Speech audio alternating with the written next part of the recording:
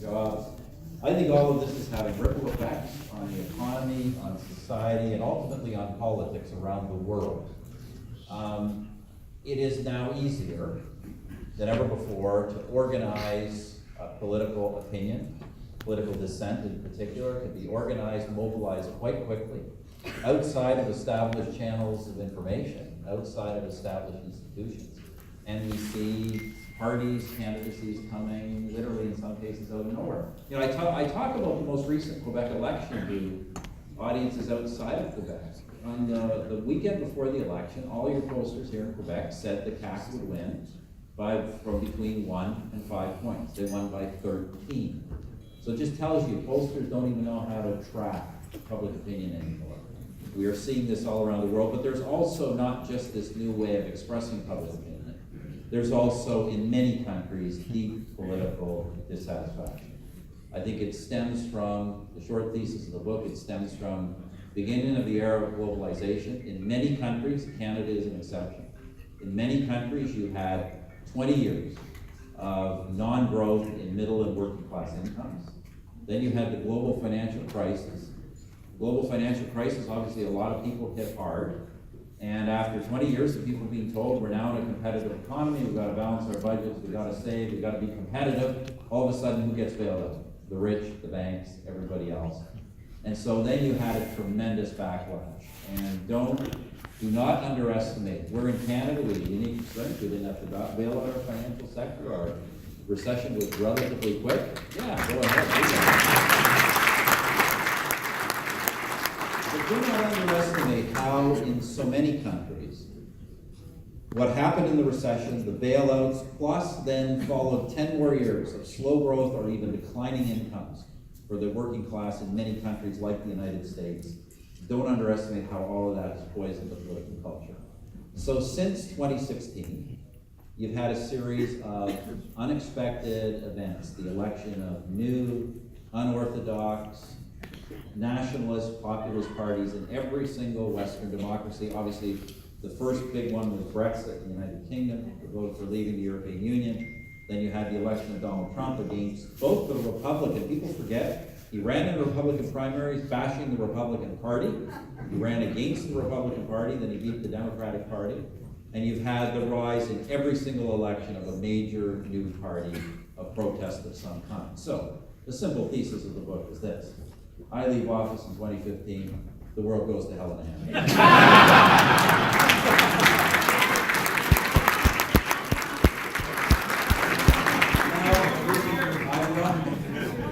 Not for more of these years. Now, I gotta say, the book, for those who have read, I don't know if you have, is not about Canada. Obviously, I reference my experiences because we are the only Western country that has had virtually no kind of new or populist protest movement. And I think the reason is because we gave this country good government. We have not had the negative economic and political trends that you see elsewhere. In fact, we ran the government so well that we can have 3 years of these complete incompetence and still things are relatively good.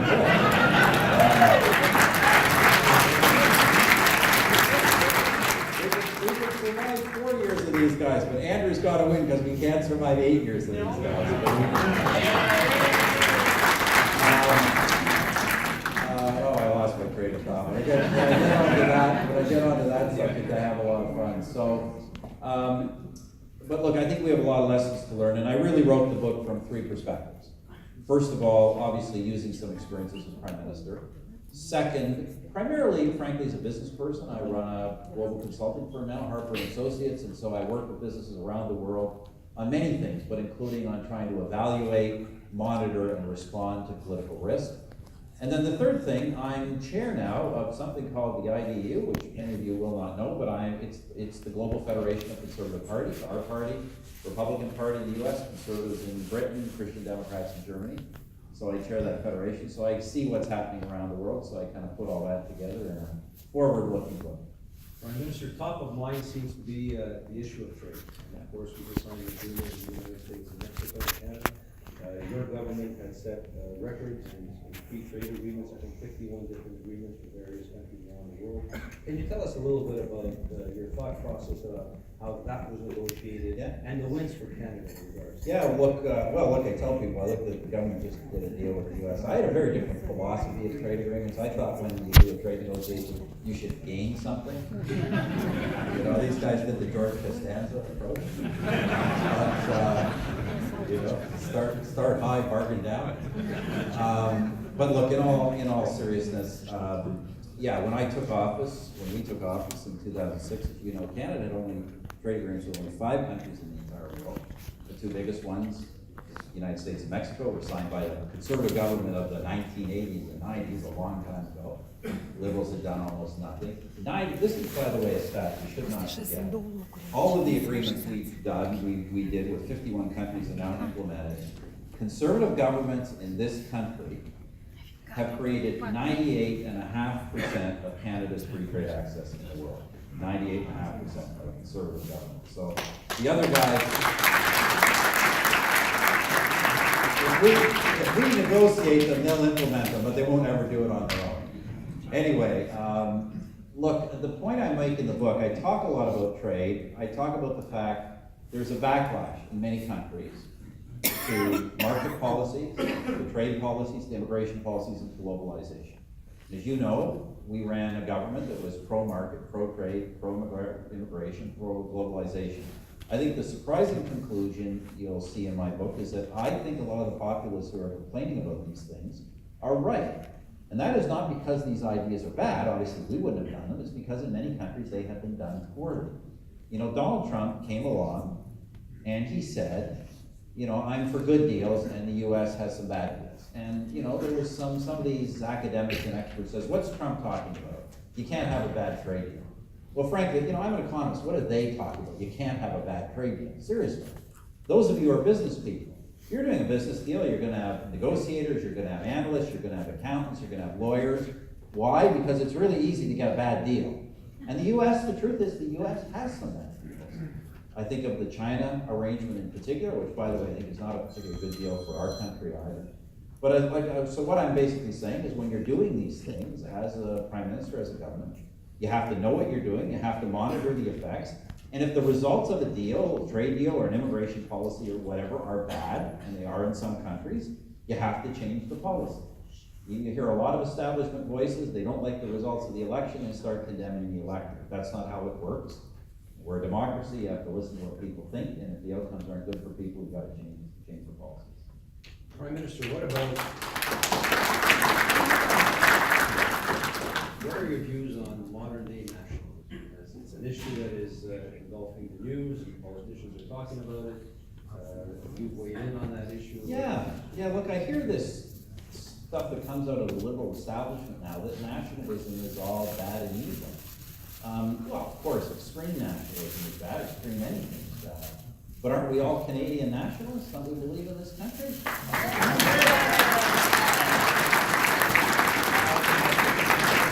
Healthy nationalism is part of a healthy society. And, I think part of the problem we've got, I talk in the book about the somewheres and the anywheres and globalization. The anywheres being people who, they do business, they live in different cities in the world, they don't have any loyalty to a nation state anymore. That's completely out of touch, Ordinary people, the somewheres of this world, we live in our countries, and we're loyal to them, and if things go wrong, we can't just move. And so, I think this is where, I think there's much about the modern populist movement that I disagree with. But there's much in which I think there's real advantages for us as conservatives. Those in the liberal elite who are against nationalism, I think are way out of touch with their societies, way out of touch with their people. And, when these people go around the world prattling about post-nation states, and I don't know what, I've been around the world, I haven't met a post-nation state yet. All I know are countries, and I'm loyal to mine, and Canadians are loyal to ours, and we want a government that is focused on the real needs of ordinary working people, not just there to give them a bunch of time.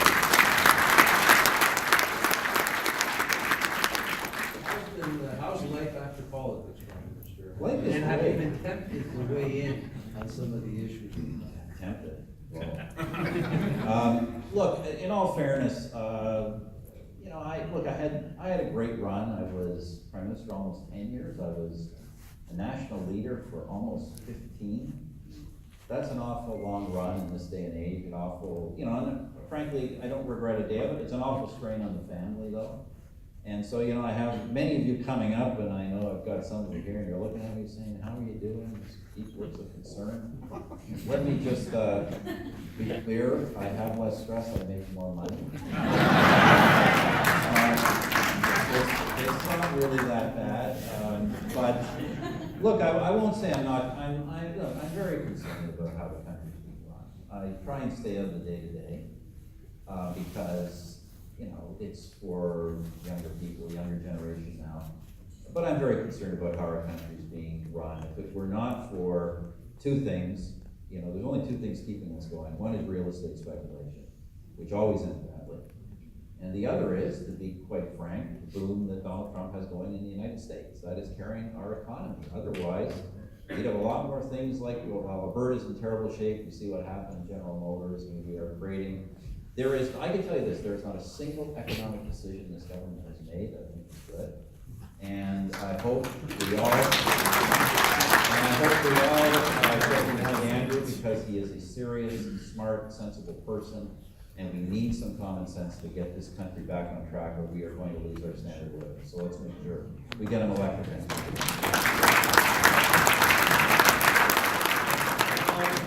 Arthur, you're always thoughtful, and we can spend. Other than that, I don't weigh in much on this. I get asked about people kind and all these various things. But look, the only thing I say when I get asked about the current government, I just say this. I say, look, I thought there would be things people would miss about me, miss about our government. I never thought it would get to this point where they missed my sense of fashion.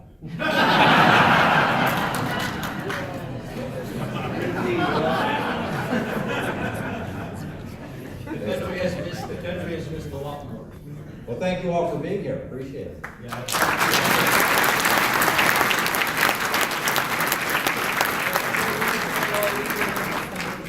Many of you would still like to get his book signed. Do you remember Carl? Thank you for coming up, Prime Minister. Thank you for this book, and thank you for all you've done for